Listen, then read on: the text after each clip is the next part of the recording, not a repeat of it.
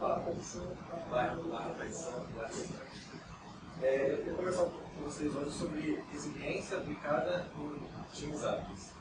O que é resiliência, como potencializar um pouco da resiliência nas equipes ágeis e para que serve resiliência, se é importante. Mas, na verdade, é trazer um pouco desse tema à tona que não é tão comentado assim.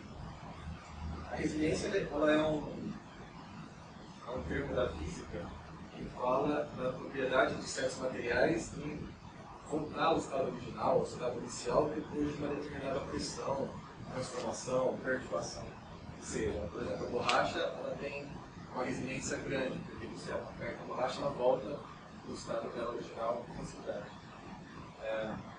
Diferente do ferro, talvez, do alumínio, coisa assim. O profissional de psicologia vai falar que existem os profissionais que são resilientes, que são aqueles que, dado uma determinado momento de estresse, ele consegue retomar um equilíbrio emocional de uma forma fácil, sua produtividade natural. E para times ágeis, eu acredito que a resiliência seja a condição, a capacidade do time de retomar sua produtividade e sua velocidade, dado uma mudança significativa, como uma mudança grande de escopo, um membro do time que sai inesperadamente da equipe, algum fator externo, como uma mudança estrutural da empresa, então, uma mudança de estratégia, o mesmo PO tem mudanças significativas de estratégia do produto. Então, é a forma que o time consegue lidar com isso de uma forma rápida, voltando ao estado original de velocidade e produtividade. Eu animei a falar um pouco sobre resiliência, depois que eu li um artigo na revista UPM, que saiu em julho do ano passado, que fala Aprendendo a Viver com as Incertezas. E aí ele faz um paralelo interessante sobre gestão de riscos e resiliência. Ele fala que são ações bem diferenciadas. Quando você fala de gestão de risco, você cria ações e atividades que vão minimizar o risco ou minimizar a probabilidade de ele acontecer ou minimizar o impacto que ele vai ter em determinada situação. Enquanto que a resiliência, ela trata de um evento que já aconteceu. O risco já aconteceu, o evento já aconteceu, então como a gente vai lidar com isso? E é legal esse paralelo que ele faz, ele vai discutir depois um pouco sobre que a sociedade, aqui extrapola um pouco do projeto, ele vai para a sociedade como um todo, as sociedades precisam ser mais resilientes, né? Porque os riscos eles são incertos, muitas incertezas. E aqui tem o paradoxo de Ellsberg, não sei se todo mundo já conhece, ele fala o seguinte, isso já entrou um pouco no artigo, tá? Você tem duas urnas, e nas duas urnas você tem bolas pretas e brancas. Né? As duas têm 100 bolas. Uma delas você não sabe a proporção de bolas pretas e brancas, e na segunda você sabe exatamente que tem 50% de cada.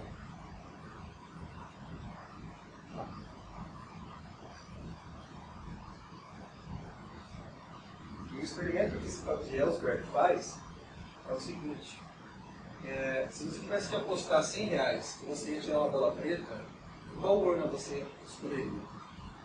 A grande maioria das pessoas escolhe a urna B, porque você sabe exatamente, já está quantificado isso. Aqui é muito incerto.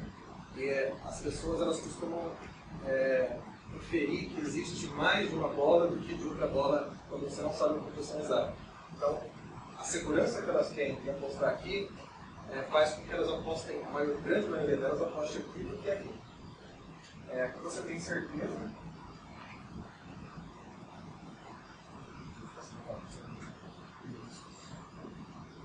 Ele chama de riscos, as incertezas quantificáveis. Né? Ele vai falar o seguinte, que transformar incertezas em risco é caro e leva tempo.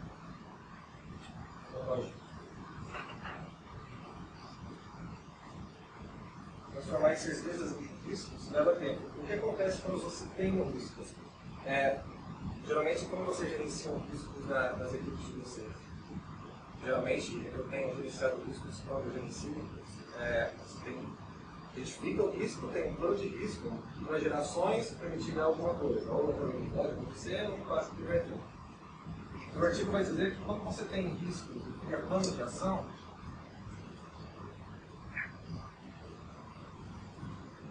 as ações de um plano de ação de risco geram novos riscos. Então é um ciclo vicioso. Por exemplo, ele vai citar que os cintos de segurança nos carros tornaram os carros potencialmente mortais, porque deram uma falsa sensação de segurança que possibilitou que a indústria fizesse carros mais velozes. Outro exemplo que ele dá é o controle de inundações. Uma vez que você consegue controlar um risco que é a inundação, você cria uma sensação de segurança que faz com que você possa criar usinas, residências próximas às áreas de inundação. Só que o mecanismo de controle da inundação também tem os seus riscos. Se ele falhar, o impacto vai ser muito maior do que se realmente não tivesse feito. Então, riscos, quando de riscos, ações para mitigar riscos geram novos riscos. Ou seja, é aprendendo a viver com as incertezas. Você sempre vai estar num ambiente ou você não sabe exatamente, ou mesmo sabendo, criando ações, você vai gerar potenciais novos riscos. E aí que ele fala da resiliência. Dado que você sempre vai conviver com incertezas e elas vão acontecer, é possível que você se prepare e seja mais resiliente quanto à atuação disso. E uma boa notícia é que no DNA dos métodos ágeis, das práticas ágeis, já existe a resiliência. Você vê resiliência, por exemplo, no TDD, test driven, você, dado uma mudança, você já consegue mapear exatamente onde vai quebrar o seu código. Você tem resiliência no pair programming, onde o conhecimento todo está disseminado entre os participantes e, dado que um sai, você não perde muito, como o seu time fica. Achei até uma coisa interessante na internet que fala sobre o truck number. Você já ouviu falar disso? Truck number é assim, quantas pessoas um caminhão precisaria atropelar para que você tenha um problema no seu projeto? Quanto maior o número, melhor, porque se você atropelar uma pessoa só e você tiver problema com o seu projeto, significa que o conhecimento não está muito disseminado entre os participantes. E aí ele vai falar de resiliência e eu extrapolei um pouco e fui pensar como que você consegue potencializar a resiliência nos ambientes. E aí eu pensei, ainda não concretizei uma coisa que sobre isso, mas a autonomia é uma coisa muito interessante. No Scrum, por exemplo, em práticas ágeis, você tem impedimentos. Impedimentos geralmente são riscos já concretizados, que o Scrum Master, o mesmo time, pode atuar. Então, a autonomia que ele tem para poder tirar o impedimento da frente é algo que contribui com a resiliência. Outra coisa é a sinergia entre equipes. Não adianta você ter autonomia se você não consegue articular entre as equipes internas e mesmo externas no seu emprego. E pensei também em empatia.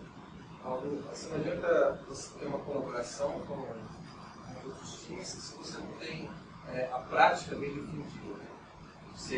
A colaboração ajuda em muitos casos, mas conforme você vivencia aquilo na sua rotina, você consegue uma resiliência maior. É isso.